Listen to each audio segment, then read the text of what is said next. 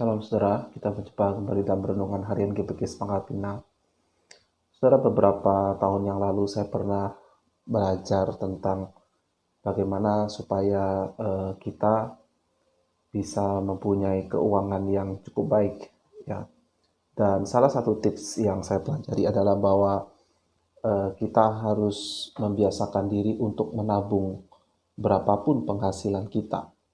Jadi misalnya seseorang punya penghasilan 3 juta dalam satu bulan, maka dia harus mengatur keuangannya untuk bisa menabung berapapun, misalnya 100 ribu atau 200 ribu atau 500 ribu, tergantung dari kebutuhan hidup sehari-hari dan gaya hidupnya.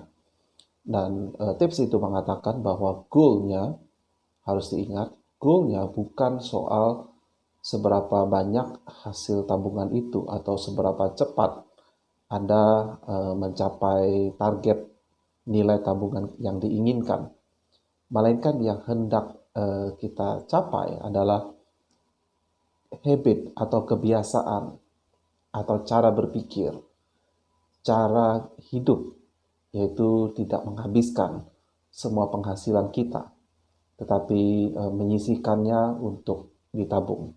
Dan itu dengan harapan kalau seiring berjalannya waktu penghasilan bertambah, maka jumlah kita menabung juga akan semakin bisa ikut bertambah, dan bukan pengeluaran juga ikut semakin besar dan jumlah tabungannya tetap sama, gitu ya. Nah, poin yang ingin saya tunjukkan pada saudara adalah bahwa dari tips ini dia menekankan pentingnya untuk membuat sebuah komitmen dan menjalankannya. Saudara, di dalam kehidupan rohani kita mengikut Tuhan, komitmen adalah sesuatu faktor yang penting untuk menentukan apakah kita benar-benar akan menjadi anak-anak Allah, untuk membuktikan apakah kita betul-betul umat Allah atau bukan. Nah, renungan kali ini saya beri judul Kekristenan tanpa komitmen akan segera mati. Mari kita berdoa sebentar. Tuhan, kiranya Tuhan menolong kami untuk memahami pengajaran hari ini dari firman-Mu, dan kami boleh melihat relevansinya bagi kehidupan kami, sebab waktu-waktu ini adalah waktu yang jahat, waktu di mana zaman akhir orang-orang akan lebih mencintai dirinya sendiri ketimbang mengasihi Engkau dan kebenaran-Mu. Pakailah hamba-Mu untuk boleh menjelaskannya. Dalam nama Tuhan Yesus kami memohonkan doa ini.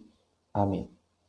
Saudara, kelanjutan dari renungan minggu lalu, Matius 13. Kali ini ayat 5 dan 6, dan maknanya di ayat 20 dan 21. Tentang perumpamaan benih yang ditaburkan. Ayat 5.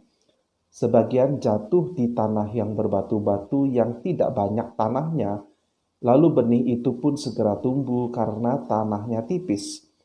Tetapi sesudah matahari terbit, layulah ia dan menjadi kering karena tidak berakar. Ayat 20. Benih yang ditaburkan di tanah yang berbatu-batu ialah orang yang mendengar firman itu dan segera menerimanya dengan gembira. Tetapi ia tidak berakar dan tahan sebentar saja. Apabila datang penindasan atau penganiayaan karena firman itu, orang itu pun segera murtad. Amin. Ada pandangan teologi yang menganggap ini adalah bukti contoh bahwa bisa saja seseorang yang sudah percaya Tuhan, mengaku sebagai Kristen, lalu suatu hari murtad meninggalkan Tuhan. Artinya keselamatan yang seharusnya ia sudah miliki hilang karena ia berubah setia. Ya, ini pandangan biasa disebut atau di dalam ranah teologi disebut pandangan Arminianisme. Nah, tetapi bukan begitu maksudnya, ya. Bagaimana untuk memahami teks ini? Orang-orang yang Tuhan Yesus maksudkan adalah orang-orang yang setelah mendengar berita Injil atau setelah dia melihat, mencicipi tentang kekristenan, maka dia merasa ada hal yang menarik dari kekristenan itu. Mungkin ia merasa senang karena kekristenan itu menawarkan kepastian atau jaminan hidup yang kekal. Kalau mati, masuk surga. Artinya juga pembebasan dari ancaman hukuman neraka. Mungkin orang itu berpikir, daripada saya masuk neraka, maka lebih baik saya bertobat, saya mengaku percaya Tuhan Yesus. Kalau saya mati, saya bisa masuk surga. Dan itu hanya dengan percaya tanpa perlu mengandalkan perbuatan baik. Nah, jadi dia menjadi Kristen karena hal itu. Atau mungkin dia tertarik kepada Kristus karena ia ingin mendapatkan berkat, atau dia ingin mendapatkan jalan keluar yang instan atas masalah yang sedang dia hadapi. Mungkin dia sedang sakit dan dia melihat bagaimana dalam kekristenan itu ada mujizat. Di dalam cerita Alkitab Tuhan banyak membuat mujizat, atau mungkin dia melihat kesaksian orang yang sakit tertentu yang mungkin serupa dengan dia dan mengalami mujizat. Maka dia melihat kekristenan sebagai solusi atas masalahnya itu. Mungkin juga dia ingin menjadi orang Kristen karena dia sedang terlilit masalah keuangan. Mungkin dia terlibat dalam hutang dan dia berharap Tuhan akan menolongnya untuk keluar dari jeratan masalah keuangan. Atau mungkin masalah keluarga, atau masalah kecanduan, atau mungkin hal yang lebih sepele karena dia ingin menikahi gadis atau pria pujaannya. Karena dia bukan orang Kristen, maka dia mau masuk kepada Kristen supaya dia bisa menikahi orang yang dia kasihi itu. Nah, saudara, orang seperti ini bahkan mungkin bisa aktif di dalam gereja, terlibat dalam berbagai aktivitas, memakai atribut Kristen dan lain-lain. Tetapi kelak, waktu yang akan menunjukkan bahwa mereka tidak pernah benar-benar datang kepada Allah, kepada Tuhan Yesus untuk mengakuinya sebagai Tuhan dan Juru Selamat. Mereka datang kepada Allah, yaitu supaya Allah mengikuti keinginan mereka, menuruti kehendak mereka, bukan sebaliknya. Dengan kata lain, mereka datang kepada Allah itu supaya ya demi kepentingannya sendiri, bukan untuk mengikuti kehendak Allah, bukan menyadari bahwa dirinya benar-benar adalah manusia berdosa yang memberontak kepada penciptanya, tetapi tetap dikasihi dan Allah menantikan dia untuk berbalik dari jalannya, sehingga dia bertobat, sehingga dia mengakui dia orang berdosa, dia menyerahkan seluruh hidupnya kepada Tuhan. Tidak. Buktinya apa? Adalah karena mereka tidak pernah membuat komitmen. Mereka tidak pernah menunjukkan bahwa mereka sungguh-sungguh pada komitmennya itu. Itulah sebabnya mengapa Tuhan Yesus memakai perumpamaan ini dan menekankan soal waktu, ya. Jadi selama mereka mendapatkan apa yang mereka inginkan atau tidak ada masalah, mereka tetap di dalam iman Kristen. Tetapi saat ada harga yang harus dibayar dan harga itu mungkin semakin mahal sehingga dia merasa terlalu mahal, misalnya penganiayaan, ancamannya adalah terusir, ditangkap, dianiaya, dibunuh, maka mereka segera meninggalkan Tuhan, meninggalkan gerejanya. Itulah sebabnya sekali lagi Tuhan Yesus menggambarkan mereka seperti benih yang jatuh ke tanah yang berbatu. Benih itu cepat tumbuh karena tanahnya tipis, tetapi di sisi lain tidak dapat menembus batu yang keras di bawah tanah yang tipis itu. Jadi ketika matahari terbit dan terik melanda tanah itu, maka tanaman itu, tumbuhan itu segera layu dan mati. Akarnya tidak cukup dalam untuk mencapai area yang punya kelembapan air yang cukup untuk menopang hidupnya.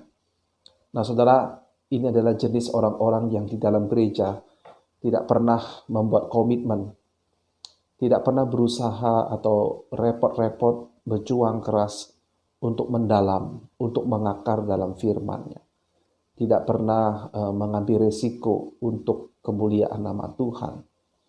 Nah, saudara, itu sebabnya mengapa Tuhan Yesus mengatakan, ia tidak berakar dan tahan sebentar saja. Sekali lagi ini adalah berbicara soal komitmen.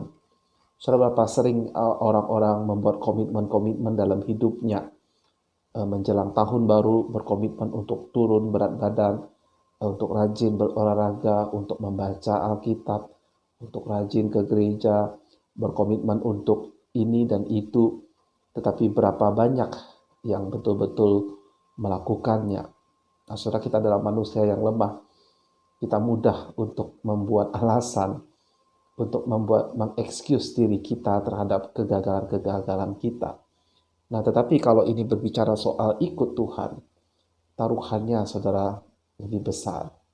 Saya masih ingat dengan artikel yang pernah saya terjemahkan dalam bahasa Inggris ke dalam bahasa Indonesia, yang artikel itu berjudul "Harga untuk tidak mengikut Yesus itu terlalu mahal". Harga untuk mengikut Yesus itu adalah nyawa kita, diri kita, keinginan kita. Tapi upahnya adalah hidup yang kekal. Tetapi harga untuk tidak mengikut Yesus itu lebih besar dan kita tidak akan sanggup membayarnya. Karena akan kita bayar dengan hidup kekal kita di dalam api neraka. Nah, saudara, di satu sisi gereja juga harus waspada untuk ketika kita berusaha menjangkau orang-orang di luar kekristenan. Kita harus hati-hati untuk tidak membuat menghalalkan segala cara untuk menarik mereka datang kepada Kristus atau datang kepada gereja. Ada orang-orang yang ingin membuat kekristenan nampak menarik bagi teman-temannya yang belum lahir baru, sehingga gereja menjadi ramai atau punya banyak anggota. Tetapi saudara, Injil yang sejati tidak pernah menarik bagi dunia yang tidak percaya. Injil yang sejati tidak pernah sungguh-sungguh membuat orang-orang yang belum lahir baru itu tertarik. Konsep Alkitab, misalnya bahwa semua orang sudah berdosa, kehilangan kemuliaan Allah, mati di hadapan Allah, tidak ada seorang pun yang benar atau baik di hadapannya, sehingga semua orang itu terancam dalam hukuman api neraka yang kekal, perlu bertobat, perlu lahir baru, perlu menyangkal diri, perlu mematikan manusia lama dengan segala keinginannya. Ini semua tidak menarik dan bahkan dianggap bodoh bagi orang-orang dalam dunia ini. 1 Korintus 2 ayat 14. Tetapi manusia duniawi tidak menerima apa yang berasal dari Roh Allah, karena hal itu baginya adalah suatu kebodohan, dan ia tidak dapat memahaminya, sebab hal itu hanya dapat dinilai secara rohani. Celakanya orang-orang dari kelompok ini yang digambarkan seperti benih yang jatuh di tanah yang tipis di daerah yang berbatu. Ketika mereka sudah murtad, saat mereka sudah meninggalkan Tuhan, keadaan mereka akan lebih buruk ketimbang orang yang tidak pernah mendengar Injil. Nah, itu dikatakan di dalam 2 Petrus 2 ayat 20 hingga 22. Sebab jika mereka oleh pengenalan mereka akan Tuhan dan Juru Selamat kita Yesus Kristus telah melepaskan diri dari kecemaran-kecemaran dunia, tetapi terlibat lagi di dalamnya, maka akhirnya, perhatikan kata akhirnya, keadaan mereka lebih buruk dari yang semula. Karena itu bagi mereka adalah lebih baik jika mereka tidak pernah mengenal jalan kebenaran daripada mengenalnya tetapi kemudian berbalik dari perintah kudus yang disampaikan kepada mereka. Bagi mereka cocok apa yang dikatakan peribahasa yang benar ini. Anjing kembali ke muntahnya dan babi yang mandi kembali ke kubangannya. Jadi saya harus bertanya, orang Kristen seperti apakah Anda dan saya? Dan apakah saudara pernah berinteraksi dengan orang Kristen yang tidak punya komitmen? Orang Kristen macam apakah yang menjadi siklus pertemanan saudara di gereja? Apakah Anda nyaman dengan tidak pernah membuat komitmen, tidak berjuang untuk mendalami firman Tuhan, tidak berjuang bagi kerajaan Allah, tidak ada penyangkalan diri, mengambil resiko, memikul salib? Maka saudara, kalau saat tiba badai hidup menerpa saudara, Tuhan tidak akan terkejut bila Anda meninggalkannya. Dan keadaan saudara bisa menjadi lebih buruk ketimbang saudara tidak pernah mengenal Allah sejak mulanya.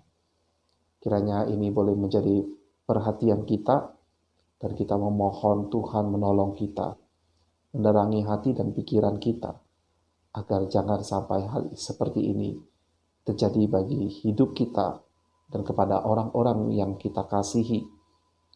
Mungkin itu anggota keluarga atau kekasih kita. Sampai jumpa di episode lainnya. Tuhan Yesus memberkati.